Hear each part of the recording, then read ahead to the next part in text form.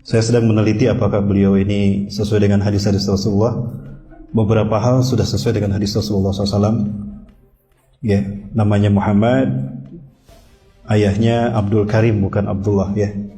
Muhammad Qasim bin Abdul Karim. Dia lahir di Pakistan. Dan beliau ini profilnya Muhammad Qasim bin Abdul Karim, namanya Muhammad Qasim, lahir di Lahore, Pakistan tanggal 5 Juli 1976. Berarti satu usia dengan saya, 45 tahun. Agamanya Islam, anak dari Abdul Karim, asal suku ayahnya kebangsaan suku Quraisy, keturunan Rasulullah, pekerjaan belum diketahui. Ya, Muhammad Qasim adalah tokoh media sosial yang menyebarkan mimpi pada tahun 2014. Pada tahun 2015 adalah awal pertama menyebarkan mimpi secara terbuka di publik. Muhammad Qasim mengaku bahwa dia tidak mengikuti kelompok atau organisasi apapun. Dia hanya orang biasa, orang Sunni biasa. Hanya saja dia berkata jujur. Muhammad Qasim mendapatkan mimpi ilahi di mana Allah Subhanahu wa taala dan Nabi Muhammad ada di dalam mimpinya. Allah lebih dari 500 kali, bahkan 800 kali Allah berfirman kepadanya dalam mimpi. 800 kali Allah berkata-kata kepada beliau di dalam mimpinya, langsung berkata-kata kepada beliau. Tapi beliau mengklaim, saya tidak melihat Allah, hanya suara Allah yang dengar. Dan bagaimana suara Allah? Dahsyat, luar biasa. Itu kata beliau. Ya, kemudian Muhammad Qasim mengaku berjumpa dengan Allah Subhanahu wa taala dari balik tabir cahaya sebanyak kurang lebih 500 kali, dan mimpi berjumpa dengan Nabi Muhammad SAW sebanyak kurang lebih 300 kali. Ya, ini Muhammad Qasim. Dan fafil berikutnya,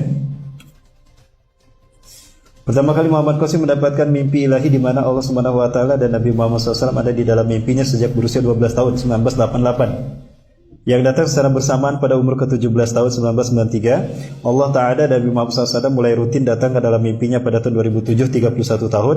Allah Ta'ala dan Nabi Muhammad mulai mengajari Muhammad Qasim tentang hal yang diperbolehkan dan hal yang dilarang. Sebagian besarnya adalah menghindari segala bentuk syirik. Muhammad Qasim mengaku telah banyak melihat dan dalam mimpi tentang Islam dan umat Islam akan bangkit lagi di seluruh dunia, di mana Muhammad Qasim mengaku telah melihat keadaan Pakistan, tentara Pakistan Perang Dunia Ketiga, Timur Tengah adalah tempat medan Perang Dunia Ketiga. Peran Pakistan adalah kebangkitan Islam, awal kebangkitan Islam, dan percontohan Islam yang sesuai dengan ajaran Nabi Muhammad SAW, sekaligus berperan untuk membebaskan semua wilayah yang telah diambil alih oleh penguasa jahat. Ya, Bapak Ibu. Indonesia, Malaysia, dan negara Timur Tengah lainnya akan ikut berperan dalam membebaskan wilayah yang hilang dengan cara bergabung dengan bersama Pakistan. India, USA, Amerika Serikat, Israel, dan Rusia memiliki peran dalam Perang Dunia Ketiga sebagai musuh Islam.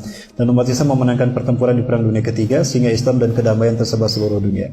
Muhammad Qasim telah mengaku melihat dan dalam mimpinya bahwa Al-Masih Dajjal muncul dan menghancurkan kedamaian.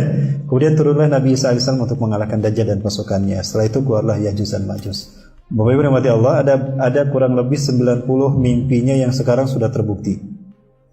Menurut grup Gaza, Gerakan Akhir Zaman, yang mereka siap berbaiat kepada Muhammad Qasim sebagai Imam Mahdi.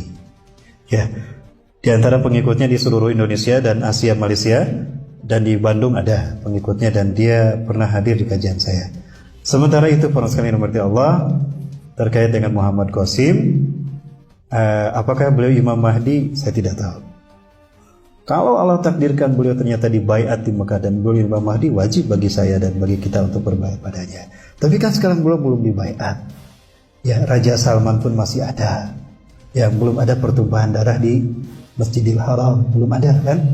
Gara setelah wafatnya Raja Salman atau 3 putra yang mahkota. Dan apakah Raja Salman yang dimaksudkan Rasulullah? Itu pun kita belum tahu.